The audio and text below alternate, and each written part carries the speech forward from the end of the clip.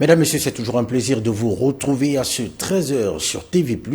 Voici le principal fil conducteur de ce jour.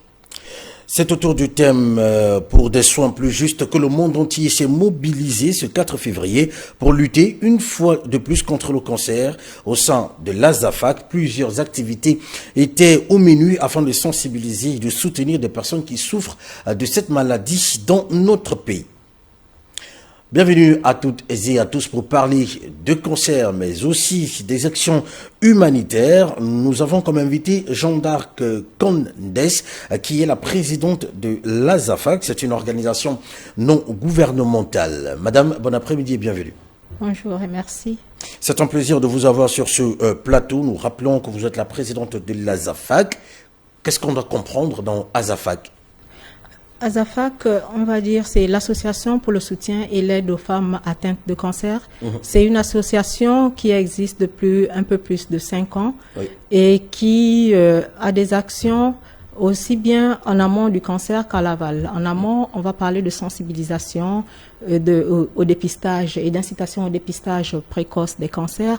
Et en aval, tout ce qui concerne l'aide et le soutien aux personnes malades du cancer, donc l'accompagnement des personnes atteintes de cancer. Alors, qu'est-ce qui vous a motivé à pouvoir mettre en place cette organisation afin de soutenir des personnes qui sont atteintes de cette maladie ?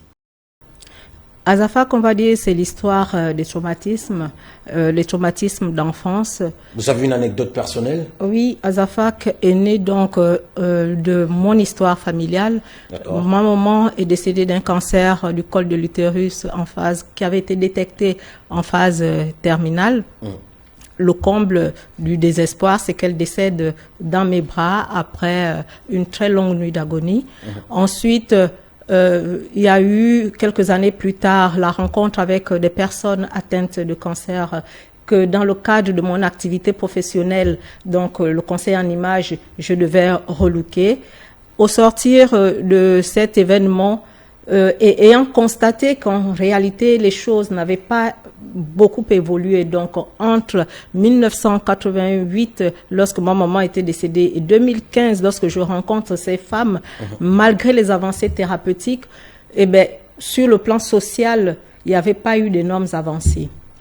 Au sortir de là, je m'étais donc promis de faire quelque chose aux personnes atteintes de cancer en mémoire de ma mère décédée de cette pathologie. Il y a plusieurs associations, plusieurs entités qui se mettent en place dans notre pays, le Gabon, pour soutenir des personnes vulnérables, pour soutenir des personnes qui sont atteintes de plusieurs autres maladies, et plus précisément du cancer. Quelle est la particularité de l'ASAFAC? Parce que on sait bien qu'il y a des actions humanitaires qui viennent de part et d'autre en soutien, mais quelle est votre particularité, vous, à l'ASAFAC? Je pense qu'il y a déjà cet ancrage-là, mon histoire familiale, parce que là, je voulais faire très court, mais c'est quelque chose qui a été vraiment très traumatisant, aussi bien pour moi que pour le reste de ma famille.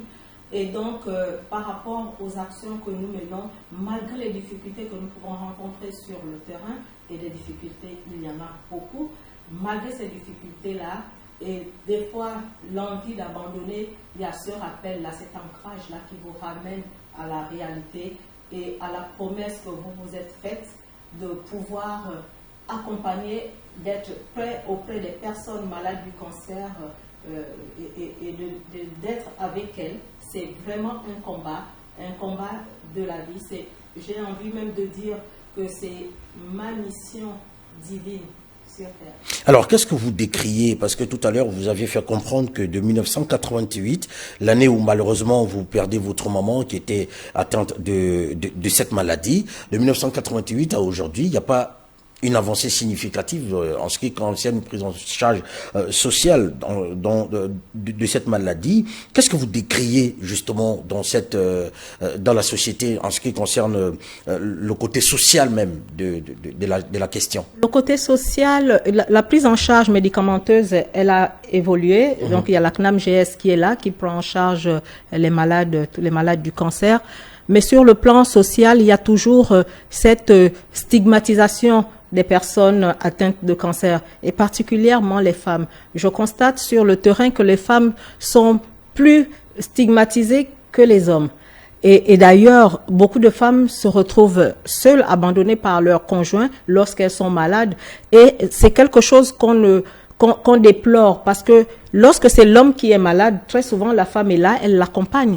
Mais quand c'est la femme, malheureusement, le sort n'est pas le même. Qu'est-ce qui peut justifier ce décalage-là, ce déphasage en ce qui concerne l'assistance sociale, mais aussi l'assistance psychologique des conjoints, notamment des hommes, hein, ce qui concerne leurs femmes qui sont parfois touchées par cette maladie? Qu'est-ce qui peut justifier ça? Là, je pense qu'il faut faire un sondage auprès des hommes. Seuls eux-mêmes sont mieux placés. Mais vu que vous êtes sur le terrain, peut-être que vous comprenez pourquoi. Ces femmes ne vous donnent peut-être pas des raisons, parce que après on a justement cette impression que les hommes sont toujours pointés du doigt en ce qui concerne plusieurs autres facteurs ou encore autres secteurs. Aujourd'hui, nous parlons de la prise en charge de l'assistance psychologique en ce qui concerne les malades du cancer, et les hommes sont une fois encore pointés du doigt. Qu'est-ce qui peut justifier? Je reviens à la question.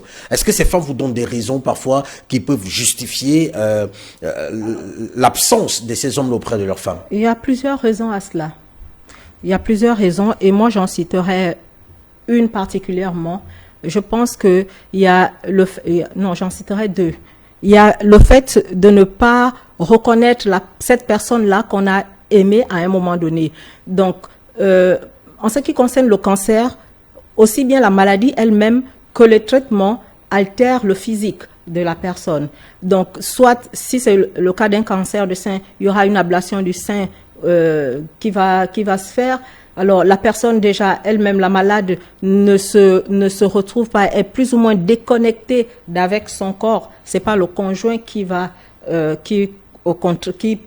pourrait lui être connecté à ce corps-là, que même la personne elle-même n'arrive pas à se réapproprier. Ensuite, il y a le fait que sur le plan, et en fait j'ai envie de dire que c'est la conséquence. Tout est lié. Le fait que la femme ait perdu dans sa tête, bien sûr, sa féminité. Il y a des choses qu'elle n'arrive plus à faire, notamment, par exemple, accomplir son devoir conjugal. Et qu'est-ce qui se passe par la suite? L'homme, pas seulement le conjoint, même s'il comprend la situation de sa femme, à un moment donné, il y a l'aspect physiologique qu'il appelle. Malheureusement, lorsqu'il va accomplir ses besoins, on va dire à l'extérieur, il peut arriver que, au niveau de la maison, les choses prennent un coup. Alors, madame, vous parliez, l'une de vos missions au sein de cette organisation non gouvernementale, c'est la sensibilisation. Et quel est le travail que vous menez justement en ce qui concerne la sensibilisation pour ramener les hommes à comprendre l'importance d'être au chevet de leurs femmes quand elles sont atteintes de cette maladie, vu que ce sont les hommes qui sont parfois démissionnaires? La chance que nous avons, c'est que nous allons également dans les domiciles. Nous faisons des visites de malades à domicile, pas seulement à l'hôpital, et donc des visites à domicile. Très souvent, lorsque le conjoint est là, nous sensibilisons, nous faisons comprendre que ce qui arrive à la femme peut aussi lui arriver, et que nul n'est à l'abri d'un cancer, et qu'il est important de se soutenir, aussi bien le conjoint que les autres membres de la famille, les enfants aussi, et qu'il est important de se soutenir parce que on ne sait pas de quoi demain est fait, et que si jamais on se retrouve dans cette situation, comment voudrait-on qu'on soit traité? En fait, c'est un peu ce message-là de solidarité familiale qu'on essaie de faire passer lorsque nous avons en face de nous aussi bien les membres de la famille, les autres membres de la famille que le conjoint. Alors, depuis la création, depuis la mise en place de votre organisation non gouvernementale, si on parlait un peu de chiffres actuellement, c'est combien de personnes vous avez déjà sensibilisées, combien de personnes vous approchent pour pouvoir obtenir de vous peut-être des conseils psychologiques ou encore une assistance sociale, voire même financière? Est-ce qu'il y a des chiffres qui pourraient justement justifier la présence de votre activité sur le terrain? Déjà, en ce qui concerne les sensibilisations, nous sommes donc à la 5e année et la dernière évaluation que nous avons faite, on était dans les 150 000 personnes touchées. En ce qui concerne la sensibilisation. Et là, je parle, il faut le préciser, de la sensibilisation de terrain et également au niveau des réseaux sociaux. Pour ce qui est des personnes qui nous contactent, oui, nous recevons plusieurs messages ou des appels téléphoniques. Malheureusement, la plupart de ces appels, ce sont des besoins financiers qui nous sont présentés. C'est par exemple, voilà, j'ai ma maman qui a une ordonnance, elle peut pas s'acheter des médicaments, elle a des examens à faire, est-ce que l'association peut faire quelque chose? À ce moment-là, lorsque nous disposons de quelque chose dans la caisse de l'association, nous pouvons intervenir. Sinon, dans un premier temps, on demande à rencontrer la personne pour pouvoir discuter avec elle.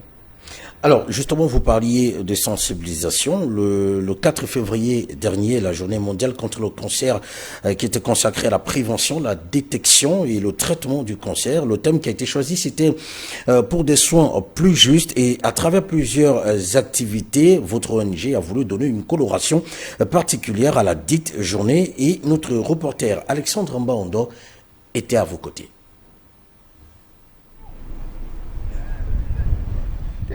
Améliorer leur image, reprendre et booster la confiance ou encore conserver leur dignité, voilà entre autres les objectifs visés par l'ONG AZAFAC lors de la Journée internationale de lutte contre le cancer. Sport, soins de beauté, coiffure, dons de prothèses, autant d'activités qui ont marqué la dite journée. Situation qui n'a pas laissé insensibles ces femmes qui luttent contre le cancer. Ça fait du bien au corps, étant la personne qui est passée par la chimio, qui est passée par la radiothérapie et par l'ablation du sein total. Et ces moments sont des moments qui nous relèvent un peu, ça nous fait du bien dans le corps parce que le sport, on en a besoin. On est trop resté cloué sur ces lits-là, disons le lit de la thérapie, de la chimio et ensuite de l'ablation totale du sein. Donc ces moments, étant la journée du cancer, mondial du cancer, ça nous fait du bien de faire ce sport-là, ça nous rend en forme. Pour lutter contre le cancer qui continue de faire des victimes, l'ONG AZAFAC est soutenue par les âmes de bonne volonté. Alors, déjà que nous faisons dans le relooking, tout ce qui concerne la beauté, nous sommes là un peu pour donner de l'espoir à ces malades-là, ces personnes qui sont atteintes du cancer et de leur dire que la vie n'est pas terminée. Quelque chose de nouveau peut se passer et nous voulons leur donner du sourire. Donc nous venons pour les aider, les relooker et vraiment leur faire du bien. Occasion a été donnée à la présidente de la ZAFAC de revenir sur la spécificité des activités choisies. Comme activité, nous avons prévu une activité physique, l'activité physique. Nous avons également prévu l'intervention d'une diététicienne qui va expliquer aux dames comment bien manger et à moindre coût. Nous avons également le prêtre qui va parler de la spiritualité.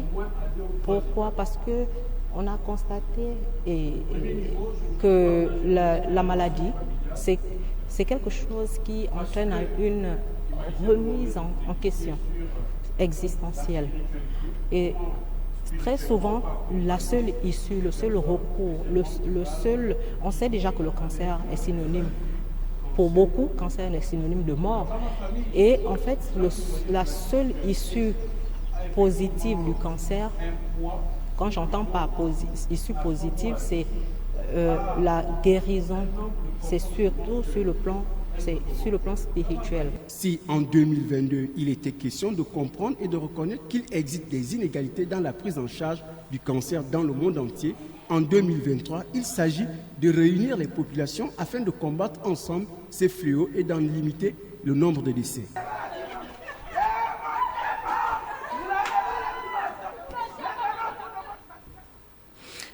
De retour sur ce plateau avec notre invité Jeanne d'Arc Candès, la présidente de l'organisation non gouvernementale AZAFAC, avec elle nous parlons de cancer, nous parlons également de l'action humanitaire de cette ONG. Dans ce reportage qui a été réalisé par Alexandre Mbando, consacré justement à la journée du 4 février, qui est une journée consacrée à la lutte contre le cancer, on parle des soins plus justes.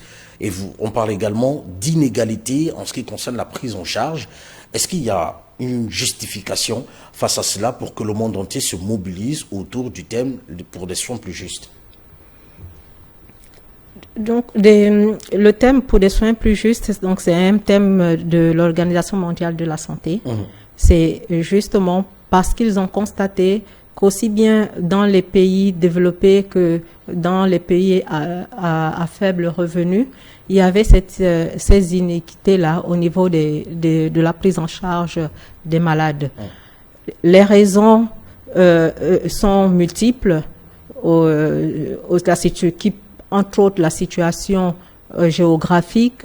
Donc, pour pouvoir y remédier, il y a cette campagne de sensibilisation qui a commencé l'année dernière et jusqu'en 2024, qui est cette campagne qui a pour thème pour des soins plus justes. Et au niveau du Gabon, comment vous percevez un peu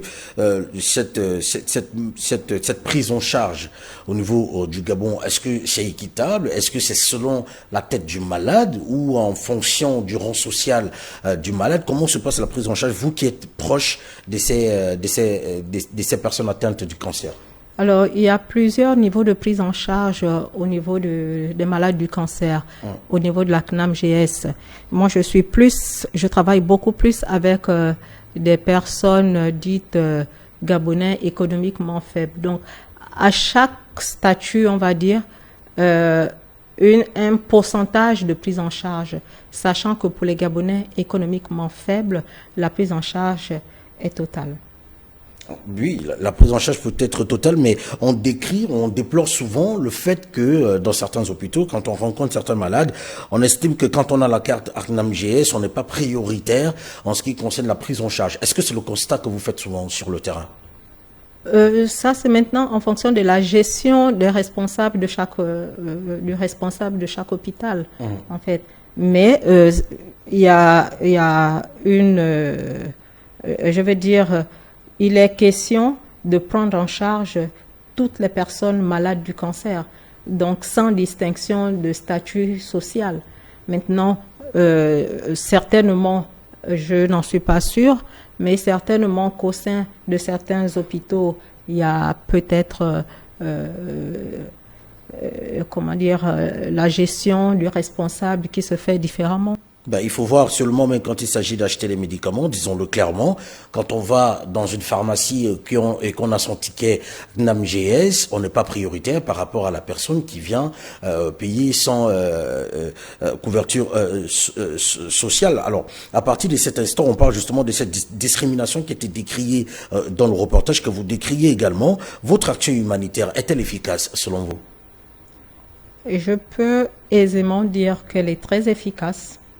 C'est d'autant que même les médecins, notamment à l'Institut de cancérologie, reconnaissent que certains de leurs patients qui étaient vraiment au creux de la vague, des patientes qui n'avaient plus de raison de vivre, et lorsqu'elles adhèrent à l'association, c'est vraiment des personnes différentes qui, au contraire, font des projets, se projettent dans l'avenir. Donc, rien qu'à ce niveau-là, il y a les médecins qui nous reconnaissent le travail l'efficacité du travail que nous faisons. Il y a également le ministère de la Santé qui reconnaît que nous faisons un travail sérieux. Et d'ailleurs, récemment, nous avons été invités à participer à à un atelier de formation par le ministère de la Santé. Donc, c'est dire que ils reconnaissent ce que nous faisons, la valeur de ce que nous faisons sur le terrain. Pour vous, ce sont des signaux qui montrent que votre action humanitaire est évidemment efficace. Alors, vous parliez de patientes. Votre association est constituée en majorité des femmes. Est-ce que vous-même, ce n'est pas une forme de discrimination vis-à-vis des hommes que vous pointez du doigt d'ailleurs? Peut-être. Mais si vous voulez, lorsque nous avons Parce qu'il n'y a pas que des femmes qui sont atteintes de cancer. Exactement. Nous avons lancé l'association AZAFAC parce que, comme je vous l'ai dit en début d'émission, c'était suite à mes traumatismes. Et donc, c'est ma maman que j'ai vue malade. Donc, je maîtrise plus ce qui se passe au niveau de la femme malade du cancer. Maintenant, depuis que l'association existe, nous avons reçu des personnes qui nous demandent d'élargir l'association à la prise en charge également des hommes. Non, à la base, c'était une association uniquement pour femmes. Pour femmes, justement, compte tenu de mon histoire et que c'est ce que je maîtrise le plus. Et maintenant, il y a ce projet-là d'élargir aux hommes. Simplement, il faut avoir des moyens aussi parce que déjà avec les femmes, c'est pas toujours facile de prendre en charge toutes ces personnes-là. Et si nous élargissons et que au niveau de la caisse ou de la bourse, il n'y a rien n'évolue, vous voyez que ça va être un peu difficile à gérer. Alors vous parlez... D'accord. Vous parlez de bourse, vous parlez des financements. Justement, comment faites-vous pour vous financer? Parce que généralement, des organisations non gouvernementales ont des mains noires cachées derrière, des personnes qui soutiennent, des personnes peut-être politiques, des personnes peut-être qui sont dans d'autres projets ou encore d'autres secteurs d'activité qui n'ont rien à voir avec le combat que vous menez. Mais ce sont ces personnes qui financent votre association, votre organisation non gouvernementale. Pour quel but, on ne sait pas. Mais comment est-ce que vous, à l'AZAFAC, vous faites beaucoup financer pour mener vos actions sur le terrain? Alors, vous avez parlé de main noire. J'aurais bien voulu en avoir. Franchement, j'aurais bien voulu en avoir. Mais je dirais que moi, j'ai pas de main noire, mais j'ai une main transparente, une grande main. Dieu. C'est lui qui me donne la force et le courage et les moyens de faire toutes les actions que nous menons. Comment est-ce qu'il agit? En touchant le cœur de certaines personnes. Donc, lorsque nous avons une activité, nous préparons un cahier de charges. Nous évaluons le budget, les dépenses, les activités, le budget. Et dès que tout est ficelé, nous allons voir ces personnes-là qui nous soutiennent. Ce sont soit des personnes morales, soit des personnes physiques qui nous viennent en aide et qui prennent en charge une partie des besoins. Donc, c'est comme ça que nous fonctionnons. Alors, aujourd'hui, madame, vous parlez justement d'action et surtout de sensibilisation. Est-ce qu'il y a vous parliez également des difficultés que vous rencontrez sur le terrain. Est-ce que parmi ces difficultés, il y a des malades peut-être qui vous refoulent? Parce que quand on est malade et qu'on est sur l'hôpital, on le disait en off, on attend beaucoup plus de soutien financier que de prières et autres actions que les ONG peuvent mener parce qu'on est psychologiquement atteint et on a la quête de soutien financier pour s'en sortir. Alors, moi, ce que je fais, c'est que quand je suis face à une situation comme celle-là, en général, comme très souvent, ce sont des personnes qui sont croyantes, je leur dis, écoutez, moi, je suis comme l'apôtre Pierre qui arrive devant le temple et puis trouve un mendiant. Le mendiant lui demande des pièces et il répond au mendiant, je n'ai ni or ni argent, ce que je donne, c'est ce que je possède. Et moi, pour aller dans ce sens-là, sur cette base-là, je dis, j'ai pas d'argent, je n'ai ni or ni argent, mais j'ai l'amour en abondance. Et c'est cet amour-là que je peux vous donner, vous offrir. Est-ce que cet amour que vous donnez justement qui porte des fruits, parce que vous l'aviez si bien dit un peu plus haut, plusieurs entités vous invitent déjà à organiser des séminaires et à travailler avec des personnes malades. Est-ce que cette stratégie de pouvoir opter pour la culture, le sport, afin d'attirer du monde, pour leur faire comprendre la nécessité de ne pas stigmatiser le malade, est-ce que ces moyens sont bien perçus et bien compris par des personnes concernées ou par des personnes qui vous suivent? Tout à fait. Ces activités, c'est ce qu'on appelle les soins de support. Les soins de support, pour résumer, c'est l'ensemble des soins et soutiens aux personnes malades tout au long de la maladie et qui viennent en complément des traitements spécifiques. Et le but de ces soins de support, c'est de apporter un mieux-être, un mieux-vivre à la personne.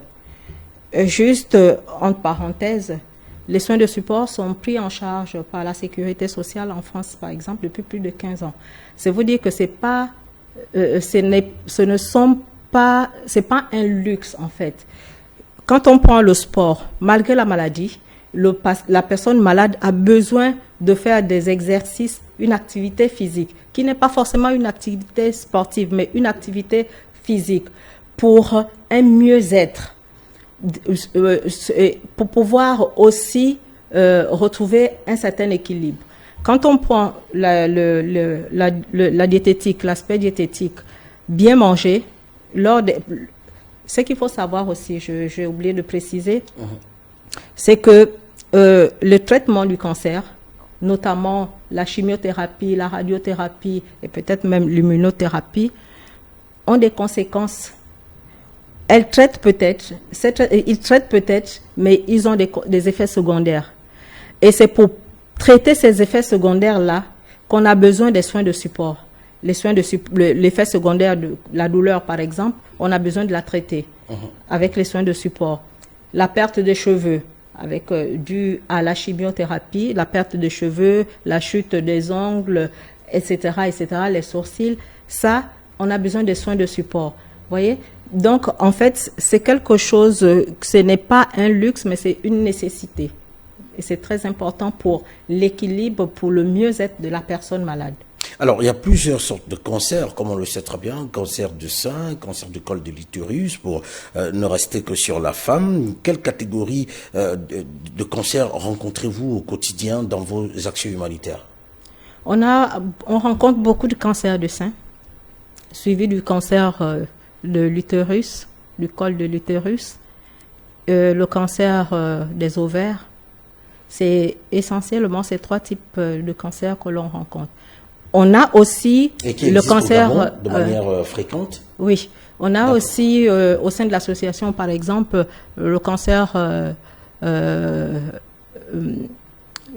comment ça s'appelle, rectal, le cancer anorectal. Donc, ce sont ces types de cancers-là que l'on rencontre fréquemment. Mais le plus fréquent, c'est le sein, le col de l'utérus. Alors, l'Organisation mondiale de la santé a publié un jour avant, le 4 février, notamment le 3, un nouveau cadre de l'initiative mondiale contre le cancer du sein, fournissant une feuille de route pour atteindre les objectifs visant à sauver 2,5 millions de vies du cancer du sein d'ici 2040. Je vous invite, et avec les téléspectateurs, à écouter cet extrait du docteur Benjamin Anderson, qui lui est médecin, qui lutte contre le cancer au sein de l'OMS. Écoutons. Le succès de l'initiative mondiale contre le cancer du sein de l'OMS ne réduira pas seulement de 700 000 décès dus au cancer du sein chaque année, mais cela atténuera également l'impact de ces décès sur les familles et les sociétés. Chaque année, plus d'1/4 de million d'enfants perdent leur mère à cause du cancer du sein dans de nombreux groupes vulnérables dans le monde. Malheureusement, le décès d'une mère d'un cancer s'accompagne des difficultés financières, laissant la famille restante se demander comment répondre aux besoins nutritionnels, développementaux et éducatifs des enfants. Ensemble, nous pouvons améliorer la survie au cancer du sein et soulager la souffrance. Alors, Jean-Jacques Condes, vous aviez écouté Benjamin Anderson, qui est un médecin qui lutte contre le cancer au sein de l'OMS, qui a dit que l'un des points délicat quand même de cette situation. Ce sont des enfants qui voient leur mère partir, comme c'était votre cas en 1988. Est-ce qu'au sein de votre association, vous prenez, vous permettez, enfin vous accompagnez les enfants qui malheureusement voient leurs parents décéder de cette maladie? Comment est-ce que vous les accompagnez? Comment est-ce que vous les prenez en charge sur le plan psychologique comme sur le plan financier, pour permettre à ce que le choc ne soit pas éternel ou encore trop fort? Bien sûr que nous prenons en charge les enfants des femmes malades du cancer, que ce soit sur le plan financier que sur le plan psychologique. Sur le plan financier, c'est essentiellement participer à l'achat des fournitures scolaires. Et lorsque l'enfant a des difficultés, c'est voir s'il est possible d'être suivi par des bénévoles, des personnes que nous connaissons. Il y a cet aspect-là. Il y a également pour les fêtes de fin d'année, nous organisons, lorsque cela est possible pour nous, des arbres de Noël pour ces enfants-là. Alors, au niveau du Gabon, est-ce que en dehors de vous, il y a des cadres qui sont mis en place par l'État, par les gouvernants, pour prendre en charge ces enfants? Parce que après, vous, à votre niveau, vos efforts seuls ne suffisent pas pour pouvoir accompagner efficacement ces enfants, surtout quand vous précisez que quand vous le pouvez. Alors, est-ce que il y a d'autres plateformes ou encore d'autres mécanismes qui sont mis en place sur le plan gouvernemental pour la prise en charge des enfants qui ont vu leurs parents partir brusquement à cause du cancer? Pour la prise en charge des enfants, je ne saurais répondre exactement, mais par contre, la prise en charge de la femme, oui, parce qu'au sein de l'association, nous avons un cas, il y en a plusieurs d'ailleurs, mais le plus récent, qui a des problèmes avec son conjoint.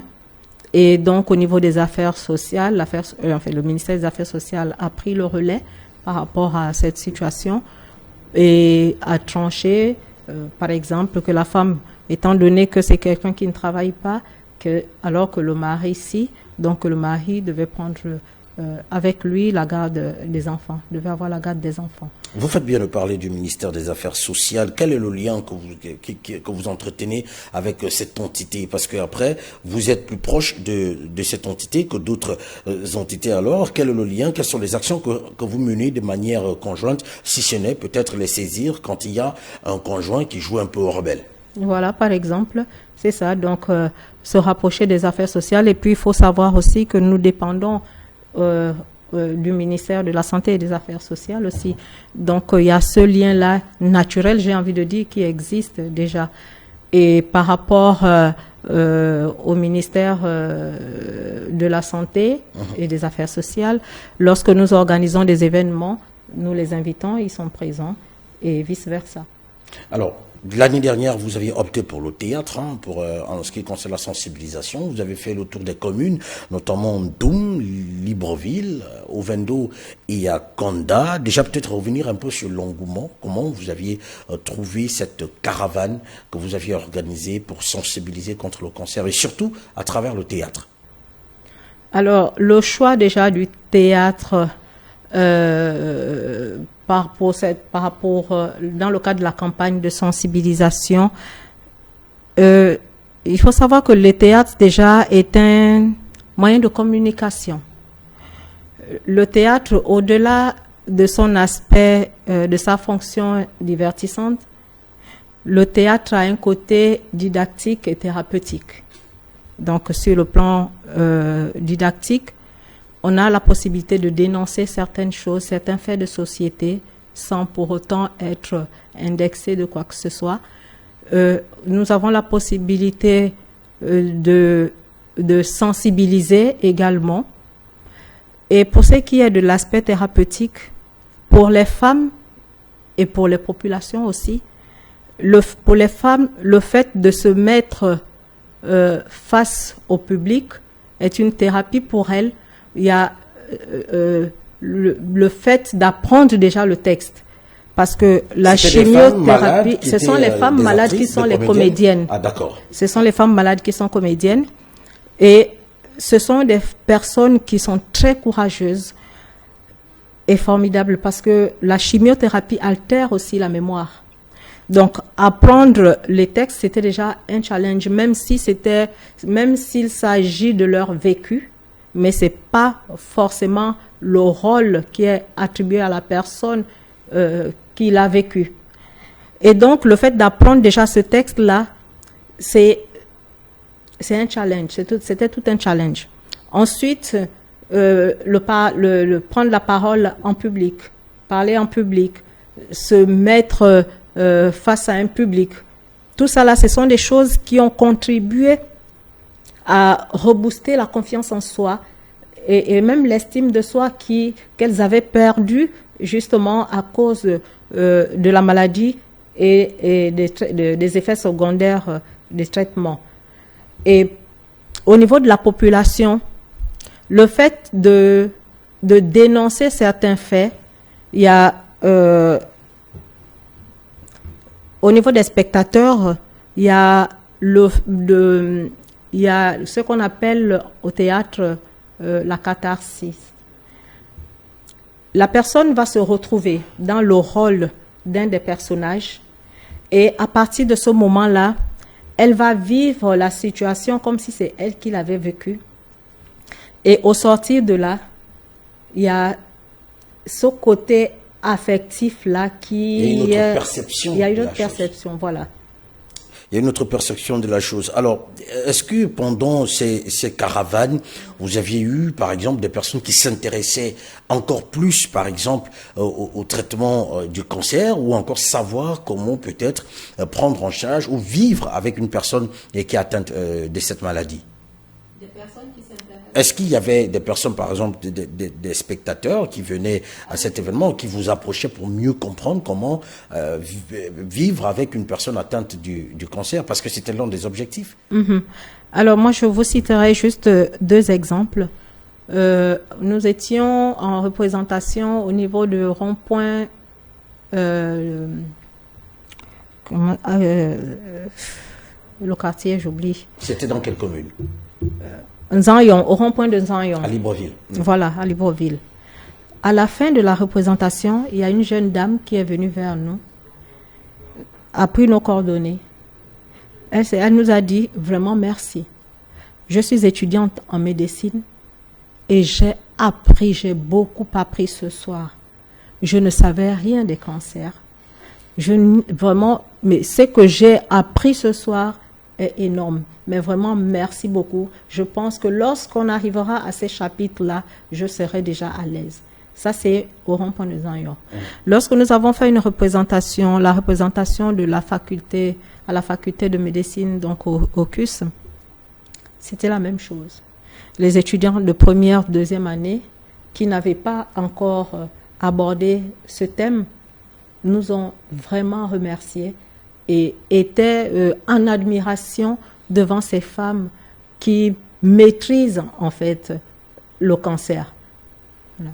Vous avez compris qu'il y a un besoin grandissant de la population de comprendre cette maladie. Donc il y a une nécessité de maximiser sur les campagnes de sensibilisation. Oui, une nécessité d'en parler, de vraiment ne pas se limiter au mois d'octobre, mais d'informer, de mener de campagnes tout au long de l'année. Nous essayons de le faire. Mais c'est très important de ne pas attendre le mois d'octobre pour pouvoir parler du cancer. Alors, quelle est la différence justement entre le mois Octobre Rose et le 4 février? Vu que le 4 février, on parle de cancer chaque année et au mois d'octobre, il y a tout un mois consacré à la campagne de sensibilisation, d'interpellation autour du cancer. Quelle est la différence entre les deux? Octobre, c'est donc Octobre Rose, c'est essentiellement le cancer du sein dans le monde. Et au Gabon, il y a en plus du cancer du sein, il y a le cancer du col de l'utérus. Et donc, durant ce mois, les campagnes sont intensifiées. Sur ces 2 types de cancers? Sur ces 2 types de cancers. D'accord. Les campagnes sont intensifiées. Le 4 février, c'est la journée mondiale contre le cancer. Donc, tout cancer confondu. D'accord. Vous, au sein de la ZAFAG, est-ce que vous avez des moments précis pour pouvoir mener des actions de sensibilisation ou encore de prise en charge, ou bien vous vous préparez comme ça vous arrive parfois peut-être de décider de descendre dans un hôpital, d'aller rencontrer des malades pour pouvoir parler de cette maladie ou de rencontrer la population? Lorsque nous allons à l'hôpital, c'est essentiellement pour les personnes malades déjà, et c'est pour les assister, les accompagner, leur apporter ce que l'on peut apporter. Par contre, au sein des hôpitaux, nous, les campagnes de sensibilisation, c'est plus au mois d'octobre. Hors de l'hôpital, du cadre hospitalier, en famille, dans les quartiers, il y a cette sensibilisation-là qui est faite hors mois d'octobre. Le réalisateur me fait signe de l'autre côté que nous sommes arrivés au terme de cette émission, mais avant, est-ce que, vu que le cancer, c'est un combat qu'il faut continuer, c'est un combat, comment dire ça, permanent, qu'il faut pouvoir mener sur le plan de la sensibilisation et sur la prise en charge, quelles sont les actions futures de votre organisation non gouvernementale? Est-ce qu'il y en a qui sont déjà prévues, élaborées au cours de cette année 2023, avant Octobre Rose, bien entendu? Avant Octobre Rose, il y a déjà la journée de la femme qui arrive, la journée internationale de la femme, après la journée de la femme gabonaise, s'il est maintenu. Mais nous avons des projets à moyen terme quand même, court et moyen terme, et notamment ouvrir des représentations au sein des quartiers et en province également, des cellules au sein des quartiers et puis des représentations au sein de chaque province du Gabon. Ça, c'est vraiment nos objectifs à moyen terme. À moyen terme. Merci à vous, Jeanne d'Arc Condès. Peut-être un mot de fin à l'endroit non seulement de ceux qui sont chevets des malades de cancer, mais aussi pour les malades qui certainement vont suivre cette émission. Alors, ce qu'il faut savoir, le message de fin, c'est que le cancer, comme on le dit, est une affaire de tous.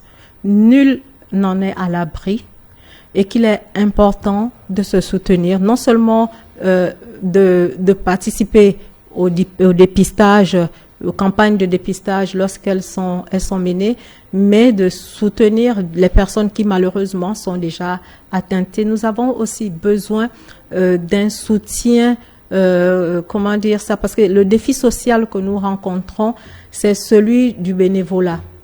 Malheureusement, les gens n'ont pas au Gabon, contrairement à ce qui était dans notre culture, il n'y a plus cette notion de don de soi. Tout est basé sur l'appât du gain et les gens ne veulent plus faire d'efforts pour leur prochain s'ils n'obtiennent rien en retour. C'est ce que nous déplorons et nous espérons que des personnes, des bénévoles, des mécènes viennent donner un coup de pouce à l'association Azafak. Merci à vous, Jeanne d'Arc Condès, présidente de l'organisation non gouvernementale Azafak, une association consacrée à la lutte et à la sensibilisation, mais aussi la prise en charge des malades atteints du cancer. Merci d'être passé sur notre plateau. Merci à vous également, chers téléspectateurs. On se retrouve très prochainement avec un autre invité, un autre thème. Pour l'instant, nos programmes se poursuivent où que vous soyez sur nos réseaux sociaux, Twitter, Facebook, Instagram, bien évidemment YouTube. À demain, 13h.